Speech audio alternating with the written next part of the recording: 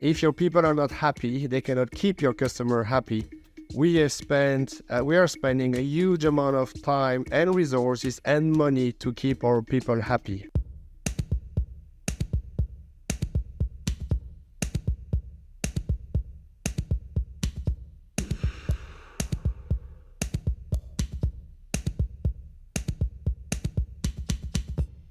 How do you then define and measure the success of your leadership team? So outside of, sales results. As you know, we're owned by private equity, so you always have some financial metrics. Let's not kid ourselves.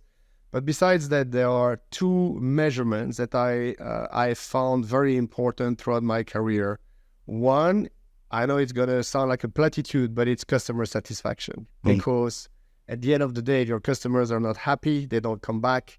If they don't come back, you need to spend more money to acquire new customers, and it's just not sustainable. So CSAT, NPS, all this type, Trustpilot, all these type of measurements are quite important to us. And the second one, which is as important, is people engagement. If your people are not happy, they cannot keep your customer happy. We are spending a huge amount of time and resources and money to keep our people happy. We run monthly surveys. We act on the results of those surveys.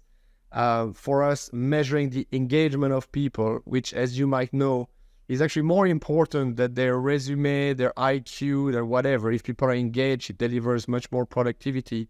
We spend lots of time on making sure that people feel included, and keeping those two measurements in balance between customer satisfaction and people engagement, I've noticed just has a massive impact on the financial metrics.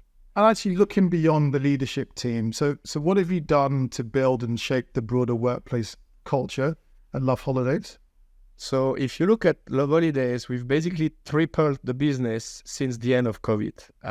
And so if you do that, you need to make sure that your culture is very much ingrained in the business, because when you only work with like a few hundred people, you can almost, by osmosis, you can have an impact on them. When you become, multiple hundreds, multiple countries, many, many things, you need to make sure that that culture is alive and kicking. So we also have a very young business. Average age is early 30s. 50% of my people are technology and data-based, and so there's very high demand for those people. So we need to make sure that when they come every day to Loveholidays, they feel very excited and very engaged.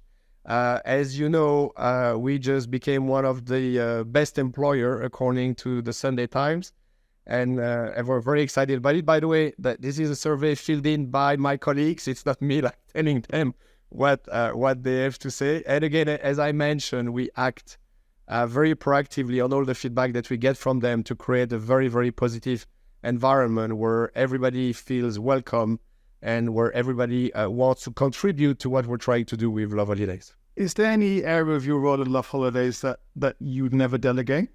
So something that you would always want to be closely involved in? So maybe that you wouldn't leave to your team, but you personally roll up your sleeves and look to drive yourself. I'm trying to be, in general, a quite engaged leader. And as you've heard throughout my answers, the team is paramount to me. And so the one thing that I always participate in is hiring. If you look at the top 50 of Loveholidays, I've interviewed each and every one of them. Now, don't get me wrong. I'm not making decisions for my direct reports. Like, I don't want my board to make decisions on my behalf. I Sure. have to respect the same rules. But I'm very keen to meet all the senior people that will join us just to make sure that they will fit with the culture. And I'm usually very open, even more open and more transparent that you'd like to be, because I just want them to know exactly what they sign in for. And so that, when they come in, they're not disappointed, they're not surprised.